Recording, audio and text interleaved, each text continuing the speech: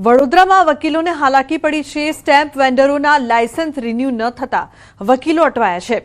વડોદરાના વકીલોનો મુખ્યમંત્રીને પત્ર લખીને આ બાબતે રજૂઆત કરી છે। ચૂંટણીના કારણે સ્ટેમ્પ વેન્ડરોના લાયસન્સ રિન્યુ કરવાની પ્રક્રિયા અટવાઈ છે। તો નાયબ કલેક્ટરે ચૂંટણીનું કારણ આગળ ધરીને સહી નહીં કરવા નિર્ણય કર્યો હોવાથી સમગ્ર મામલે મુખ્યમંત્રી હસ્તક્ષેપ કરે તેવી વકીલોની માંગ છે।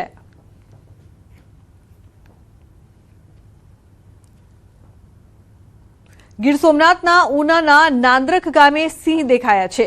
નાંદ્રક ગામે વહેલી સવારે 4 સિંહો ઘૂસ્યા છે।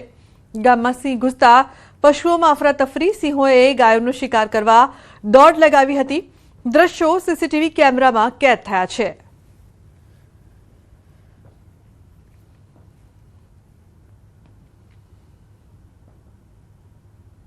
તો પોરબંદરના ગાયત્રી મંદિર પાછળના રહેણાંક વિસ્તારમાં ગત 27 ફેબ્રુઆરીના રોજ જ્યારે એક સાપ દેખાયો ત્યારે કોઈને અંદાજ નહોતો કે આ ઘટના એક સંશોધનનો વિષય બનશે। The green wild life conversation society દ્વારા રેસ્ક્યુ કરાયેલ આ બિનઝેરી ચેકર્ડ કિલબેક સાપને જ્યારે નિષ્ણાતોએ તપાસ્યો ત્યારે જાણવા મળ્યું કે તે માદા સાપ છે અને ઈંડા આપવાની તૈયારીમાં છે। બીજા જ દિવસે આ સાપે અંદાજે 85 જેટલા ઈંડા મૂક્યા। વન વિભાગના ડીસીએફ અને આરએફઓના માર્ગદર્શન હેઠળ આ ઈંડાઓને કૃત્રિમ રીતે સેવવાની પ્રક્રિયા શરૂ કરાઈ। 45 દિવસની સખત મહેનત બાદ 85માંથી 70 જેટલા બચ્ચાઓનો તંદુરસ્ત જન્મ થયો। કૃત્રિમ પદ્ધતિમાં 85% જેટલી સફળતા મેળવીને પર્યાવરણ પ્રેમીઓ માટે કુતૂહલનો વિષય છે। અંતે પક્ષી અભયારણ્યના આરએફઓની સૂચનાથી આ તમામ નવજાત સર્પોને સુરક્ષિત જળ પ્લાવિત વિસ્તારમાં કુદરતના ખોળે મુક્ત કરવામાં આવ્યા છે।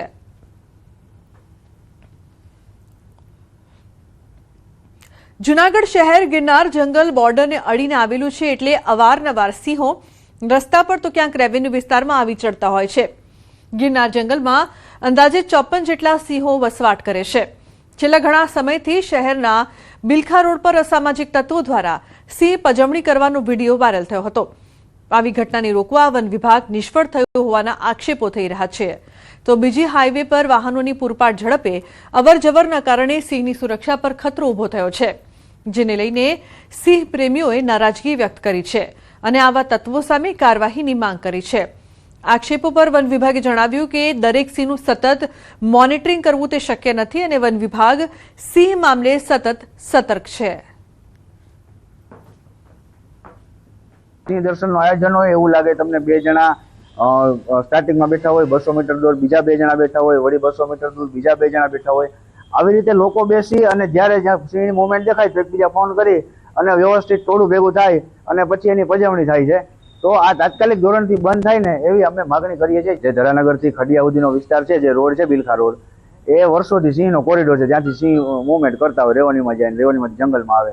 તો વન વિભાગને ખબર છે કે આ સેન્સિટિવ છે, તો વન વિભાગે જાતે સમજીને પેટ્રોલિંગ વધારવું જોઈએ।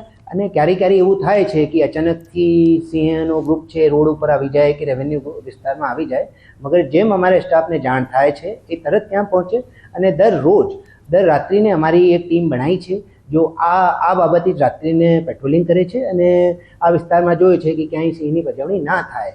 મગર આ સંભવ નથી કે દરેક સિંહની અમે મોનિટરિંગ એ રીતે કરી શકીએ। તો સમાચારમાં આગળ વાત કરીશું સ્વરાજના સંગ્રામની।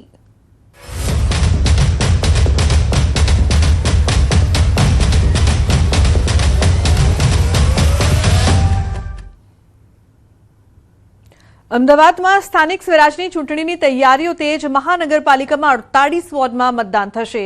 અમદાવાદમાં 4200થી વધુ મથકો પર મતદાન થશે।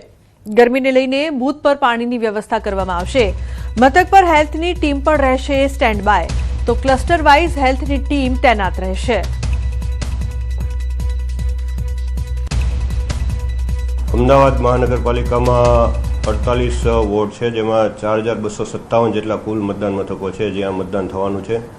આ મતદાન મથકોએ હાલ જે બેઝિક મિનિમમ રિક્વાયરમેન્ટ છે, દાખલા તરીકે ઉનાળાની પરિસ્થિતિ છે તો તડકો હશે, ગરમી હશે તો ત્યાં છાંયડાની વ્યવસ્થા કરવામાં આવનાર છે, પાણીની વ્યવસ્થા કરવામાં આવનાર છે। આ ઉપરાંત હેલ્થની ટીમ પણ ક્લસ્ટર વાઇઝ ગોઠવવામાં આવેલી છે, જેમની પાસે બેઝિક ફર્સ્ટ એડ કિટ હશે અને ઓઆરએસની પણ વ્યવસ્થા કરવામાં આવેલ છે। તો ભરૂચ નગરપાલિકા ચૂંટણી સભામાં કોંગ્રેસ આગેવાનના નિવેદનથી વિવાદ થયો છે. વોર્ડ નંબર 8માં યોજાયેલ કોંગ્રેસની જાહેર સભામાં આગેવાન ઇશાક શેખના નિવેદનથી રાજકીય વિવાદ ઉભો થયો છે. સભાને સંબોધતા ઇશાક શેખે જણાવ્યું હતું કે ગુજરાતના 80 લાખ મુસ્લિમો એકજૂટ થઈને મતદાન કરશે તો કોઈના ઘરો પર બુલડોઝર નહીં ચાલે. જે નિવેદન બાદ રાજકીય વર્તુળોમાં ચર્ચા અને પ્રતિક્રિયાઓ તેજ બની છે. તેમણે પોતાના ભાષણ દરમિયાન AIMIM પર કટાક્ષ કરતા આરોપ મૂક્યો કે મુસ્લિમ સમાજના મતનો સોદો કરવામાં આવ્યો છે. આ નિવેદનથી ચૂંટણી માહોલ વધુ ગરમાયો છે.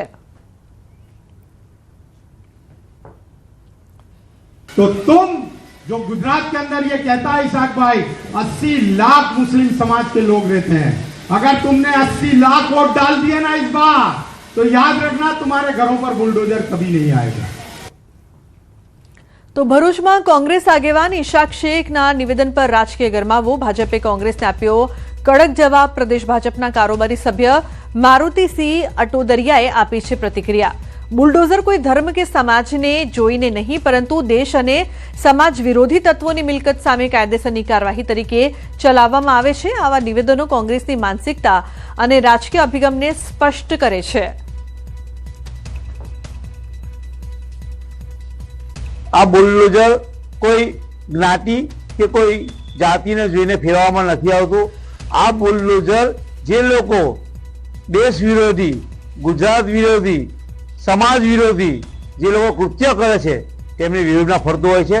મિત્રો, આ લોકોની માનસિકતા છે કે ખોટા અપપ્રચાર ચૂંટણી સમયે કરી અને સમાજોને અંદર ઝઘડા કરવાનો, વિખવાદ કરવાનો. ભારતીય જનતા પાર્ટીના રાજમાં કોઈ જ્ઞાતિ જાતિને ભાવ નથી આવતો. પાર્ટી ફક્ત ને ફક્ત દેશના હરેક નાગરિકને સમાન વિકાસ કરવાની દિશામાં આગળ વધી રહેલી છે. તો ચૂંટણી પહેલા પંચમહાલ જિલ્લામાં ગેરકાયદેસર હવાલા નેટવર્ક સામે SOG દ્વારા મોટી કાર્યવાહી હાથ ધરવામાં આવી છે. ગોધરામાં અલગ આંગણિયા પેઢીઓ પર રેડ કરતા લાખો રૂપિયાની હેરફેરનો પર્દાફાશ થયો છે. જેમાં આમ આદમી પાર્ટીના ઉમેદવાર અજય વસંતાણી અને અન્ય કાર્યકર્તાઓની સંડોવણી સામે આવ્યાનો પોલીસનો દાવો છે. તપાસ મુજબ છેલ્લા 15 દિવસમાં 50 લાખથી વધુની રકમ હવાલા મારફતે ફેરવાઈ હોવાનું સામે આવ્યું છે. જેનો ઉપયોગ ચૂંટણી દરમિયાન મતદારોને પ્રલોભન આપવા માટે થવાનો સંદેહ વ્યક્ત થયો છે. આ સમગ્ર મામલે ગોધરા A ડિવિઝન પોલીસ સ્ટેશનમાં ફરિયાદ નોંધાઈ છે અને પોલીસે નાણાંના સ્ત્રોત અને ઉપયોગ અંગે વધુ તપાસ શરૂ કરી છે. જ્યારે આરોપી પક્ષે આક્ષેપોને રાજકીય ષડયંત્ર ગણાવીને નકારી કાઢ્યા છે. પાર્ટીના જે મેમ્બરો પર આક્ષેપ લાગેલું છે તદ્દન ખોટું છે. આ એક ષડયંત્ર રચાઈ રહ્યું છે અમારી માટે કે અમે ચૂંટણી ના લડી શકીએ એની માટે. બાકી એમની જોડે સબૂતો હોય છે તો લઈ આવે અને જે આક્ષેપ અમે લગાવી દે, અમને કોઈ વાંધો નથી. અમે પોલીસ સાથે કાલે બી હતા અને આજે પણ છીએ, આવતીકાલે બી રહીશું. અમે કોઈ જગ્યાએ જવાનું નથી. અમે નથી બન્યા, નથી બનીશું. જે આમ આદમી પાર્ટી અડીખમ ઊભી છે ગોધરામાં, એ અજય વસંતાણીના પ્રતાપે ઉભેલી છે. અજય વસંતાણી હટી જાય તો જે ઉમેદવાર 22 ઉમેદવાર ઊભા છે એ ઓટોમેટિક હિંમત હારી જશે. એના હિસાબે આ બીજેપી વાળાનો એક ષડયંત્ર હોઈ શકે છે મારા માટે. ગોધરાની 2 આંગળીયા પેઢીમાંથી 3 ઇસમો, જેમાં અજય વસતાણી જે ગોધરા ટાઉન વોર્ડ નંબર 11ના આપ પક્ષના ઉમેદવાર છે, તેમજ અન્ય 2 ઇસમોના નામ આમાં ખુલવા પામેલ છે. અંદાજે હાલમાં 50 લાખ રૂપિયા સુધીની લેતી દેતી કરેલ હોવાની હકીકત મળેલ છે. તો રાજકોટ મહાનગરપાલિકાની ચૂંટણી માટે મતદાનને હવે માત્ર 4 દિવસ બાકી છે. ત્યારે ઉમેદવારો દ્વારા પ્રચાર પણ તેજ કરવામાં આવ્યો છે. આ વખતે ભાજપે 72માંથી 50થી વધુ સિટિંગ કોર્પોરેટરોને ટિકિટ કાપી છે. જેમાં વોર્ડ નંબર 18માં 4માંથી 3 સિટિંગ કોર્પોરેટરોને રિપીટ કરવામાં આવ્યા છે. ગત ચૂંટણીમાં આ વોર્ડમાં ભાજપના 4 ઉમેદવારો 6000થી વધુ મતોથી વિજેતા બન્યા હતા. વોર્ડ નંબર 18માં પાટીદાર સમાજના અંદાજિત 30% જેટલા મતદારોનું પ્રભુત્વ છે. સાથે જ OBC સમાજની પણ નોંધપાત્ર હાજરી છે. છેલ્લા 5 વર્ષમાં ભાજપના કોર્પોરેટરો દ્વારા અહીં 350 કરોડથી વધુના વિકાસ કામો કરાયા હોવાનો દાવો કરવામાં આવી રહ્યો છે. સ્થાનિક સ્વરાજ્યની ચૂંટણીને મતદાનને આડે હવે બસ ગણતરીના જ દિવસો બાકી બચ્યા છે અને ત્યારે ભારતીય જનતા પાર્ટીના ઉમેદવારો દ્વારા જોરશોરથી પ્રચાર પ્રસાર કરવામાં આવી રહ્યો છે. ત્યારે આ વખતેની વાત કરવામાં આવે તો 72 પૈકી 50થી પણ વધુ સિટિંગ કોર્પોરેટરોની ટિકિટ છે તે ભારતીય જનતા પાર્ટી દ્વારા કાપવામાં આવી છે. જોકે વોર્ડ નંબર 18 એવો છે કે જ્યાં 3 સિટિંગ કોર્પોરેટરોને રિપીટ કરવામાં આવ્યા છે. સંજયસિંહ પાસે જઈશું. સંજયસિંહ, શું કહેશો, છેલ્લા 5 વર્ષમાં કયા કામો કર્યા છે? 5 વર્ષની અંદર અમારી કામગીરી જોઈને જ અમને પાર્ટીએ પાછી અમને ત્રણેયને રિપીટ કરેલા છે. અને જે અધૂરું કામ હતું 5 વર્ષની અંદર એક પણ એવો રોડ નહોતો જ્યાં ડામર આ લોકોએ કર્યો હોય 5 વર્ષના શાસનમાં. અત્યારે એક પણ રોડ બાકી નથી જ્યાં અમે રોડ ના કર્યા હોય. એમ રોડ રસ્તા સિવાય અન્ય કયા કામો કર્યા છે? કારણ કે કોઠારીયા વિસ્તારની વાત કરીએ તો 11 વર્ષ પહેલા આ વિસ્તાર છે તે ભળી ચૂક્યો છે. શું કહેશો? 11 વર્ષમાં 5 વર્ષના શાસન તો કોંગ્રેસનું હોય ગયું ને 1 વર્ષનું શાસન વહીવટી શાસન હતું. છેલ્લા 5 વર્ષની જ વાત કરો તો આ છેલ્લા અમારા 5 વર્ષના શાસનમાં જ કામ થયા છે. આ વખતે બહુ ઉત્સાહ જોવા મળી રહ્યો છે અને લીડ આ વખતે પણ જાજી જ આવશે એવું લાગે છે. છેલ્લા 5 વર્ષમાં અમે લોકોએ કોઠારીયા વિસ્તારની અંદર 375 કરોડના વિકાસના કામો કર્યા છે. એમાં ડીઆઈનું નેટવર્ક ટોટલી હોડમાં બિછાયું છે અને ડ્રેનેજ પણ આખા હોડમાં છે. એક પણ રોડ એવો નથી કે જ્યાં ડ્રેનેજનું પાણી બહાર નીકળતું હોય. આરોગ્ય કેન્દ્ર પણ મંજૂર કરાવેલું છે. સ્મશાન ગૃહ, ઇલેક્ટ્રિક અને ગેસ આધારિત સ્મશાન ગૃહ પણ મંજૂર કરાવેલું છે. અંકિત પોપટ, ન્યૂઝ 18 ગુજરાતી, રાજકોટ. તો આણંદ મહાનગર